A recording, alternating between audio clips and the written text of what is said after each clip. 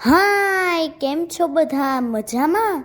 એ તમને ખબર છે કે આજે કયો તહેવાર છે?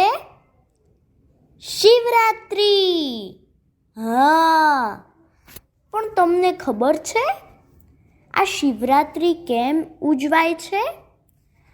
આ શિવરાત્રીને દિવસે દ્વાપર યુગનો પ્રારંભ થયો હતો એમ માનવામાં આવે છે. અને વળી પ્રથમ જ્યોતિર્લિંગ પણ શિવરાત્રિને દિવસે જ પ્રગટ થયું હતું. લોકો જેને સામાન્ય રીતે શિવરાત્રિ તરીકે ઉજવે છે એ મહાવદ ચૌદસ હર મહાશિવરાત્રિનું પર્વ છે. તો ચાલો એવું આપણે ગીત સાંભળીએ. આ ગીત કવિ ખોડાભાઈ પટેલ ધર્મેશે લખ્યું છે અને ગોરમાનો વર કેસરીયો એવી પુસ્તિકામાંથી લેવામાં આવ્યું છે. તો ચાલો આપણે સાંભળીએ.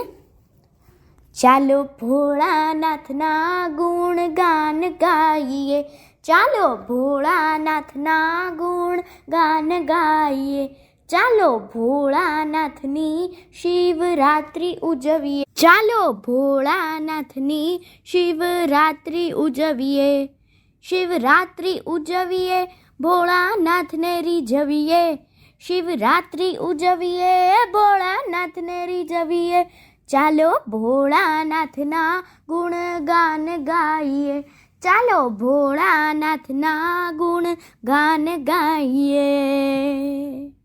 દેવોના દેવ ભોળાનાથ સૌથી મોટા દેવ એ, દેવોના દેવ ભોળાનાથ સૌથી મોટા દેવ એ, હાથે ત્રિશૂળ ડમરું ને ધરે બેસી ધ્યાન એ, હાથે ત્રિશૂળ ડમરું ને ધરે બેસી ધ્યાન એ, શક્કરિયાને ભાંગનો પ્રસાદ ધરાવીએ, શક્કરિયાને ભાંગનો પ્રસાદ ધરાવીએ, ચાલો ભોળાનાથના ગુણગાન ગાઈએ, ચાલો ભોળાનાથના ગુણગાન ગાઈએ.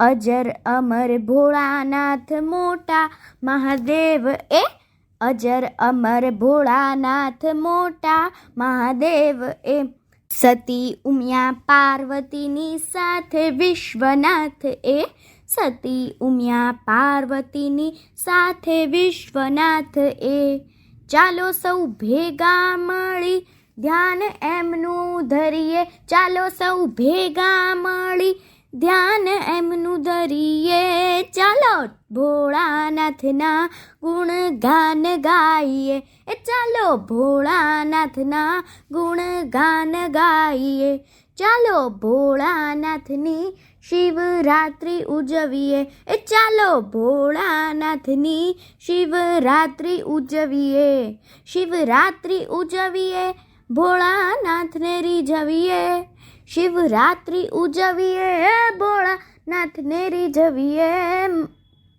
ચાલો ભોળાનાથના ગુણગાન ગાઈએ, ચાલો ભોળાનાથના ગુણગાન ગાઈએ, એ ચાલો ભોળાનાથની શિવરાત્રિ ઉજવીએ, ચાલો ભોળાનાથની શિવરાત્રિ ઉજવીએ, ચાલો ભોળાનાથ ના ગુણ ગાન ગાઈએ.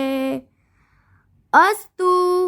હર હર મહાદેવ, હર હર મહાદેવ.